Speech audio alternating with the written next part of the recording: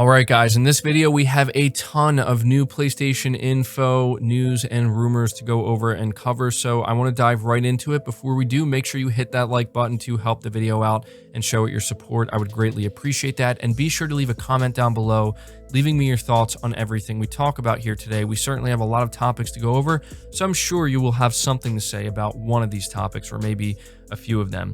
We're starting here with the PlayStation Plus games lineup for March, and it looks like another incredible month. Sony has been doing a phenomenal job in really delivering that value to PlayStation Plus subscribers in the past couple of months, and it seems that March is going to be no different. We're getting Final Fantasy VII Remake, Remnant from the Ashes, Farpoint, and Maquette for PlayStation 5.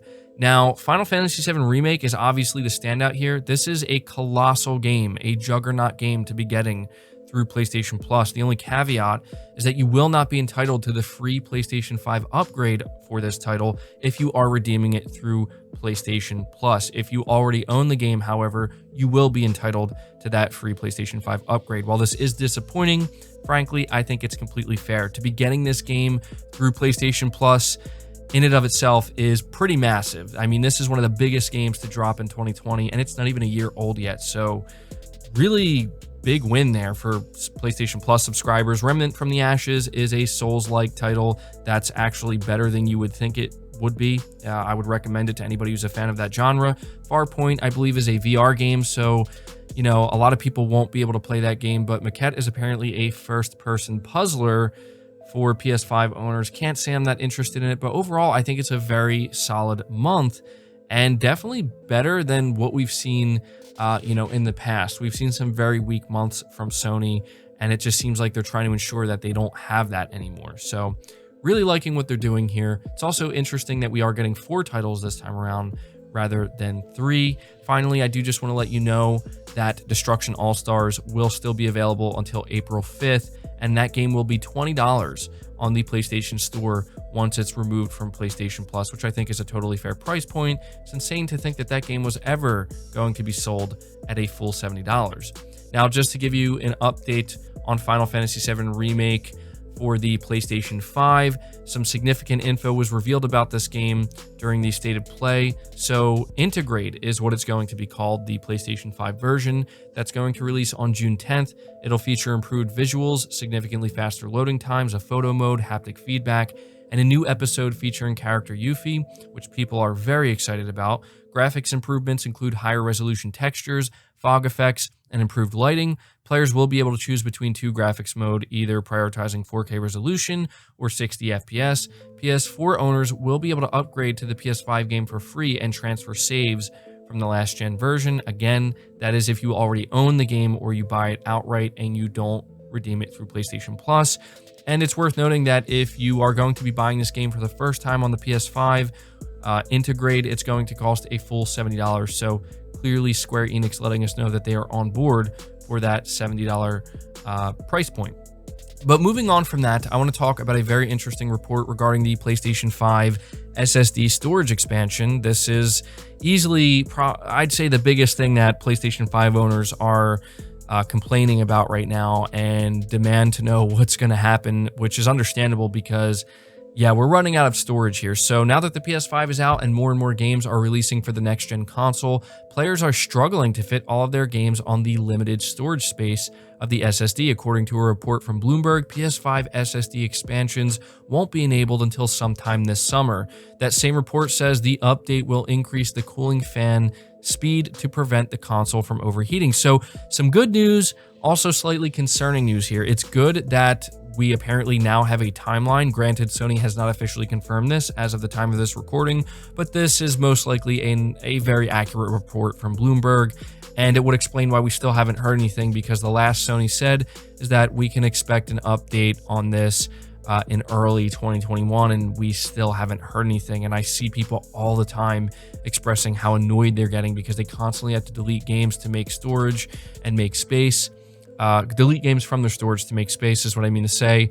And we know that the PS5's SSD, it's not very large. It's only 667 gigabytes. So you will fill that up very fast, especially with how large some of these games are. What is a little bit concerning to me here is that apparently They're saying that this update will also increase the cooling fan speed to prevent the console from overheating. I have to assume that this is what's causing the delay here, why it's taking so long, because Sony has to make sure that they absolutely get this right, because the last thing that they want to have happen is announce this, have people go out there, spend a large sum of money on a compatible SSD, put it in their PS5 just to find out their PS5 is now overheating. So they have to make sure that when they update the fan speed, they do it right. It also does make me a little bit concerned that does this mean if you decide to upgrade your storage that you can expect your PS5 to be louder than it otherwise would be?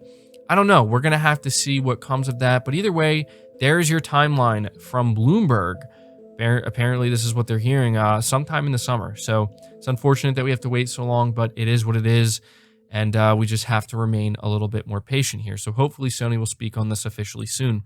Now, moving on from that, we're going to be talking about games. And I want to talk about Returnal for a moment, because one of the biggest points of contention here when it comes to Returnal is its price point of $70.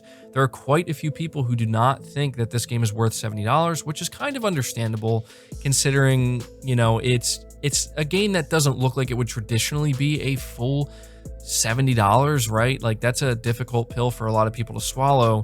And so Push Square actually conducted an interview with Housemarque, and they did ask them about the price point and, gave them an opportunity to kind of sell you on this idea that this game is going to be worth $70. So this was Push Square speaking with game director Harry Kruger. And again, they asked about the value proposition of Returnal and it being 70. And he says a much larger endeavor than our previous portfolio, noting that it's the team's biggest ever project. More than that, it's launching on a brand new system, which involves adding new features like 3D audio and haptic feedback. Everything really caters to a new type of experience.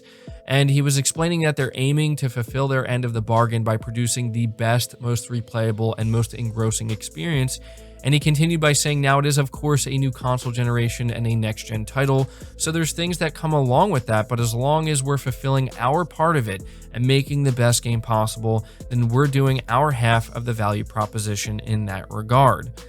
Now, I feel like when he's referring to the other half, he's referring to Sony and Sony's ability to properly market the game, give it proper exposure, and just give them ample opportunity to show what their game is all about. Now, I do want to note something here. It seems that Housemarque is very much confident in the product that they are creating here, which does get me more excited because, this is something that I'm sure they're paying attention to. They are probably a little bit nervous, like, are we and are Sony doing a good enough job selling people on the idea that this is a $70 title? I'd say it's kind of up in the air right now, but I do believe that if this title does end up being worth that full $70 and it really is that like big AAA title that they're claiming it is, then I think it will speak for itself and I think it'll kind of catch fire in that way.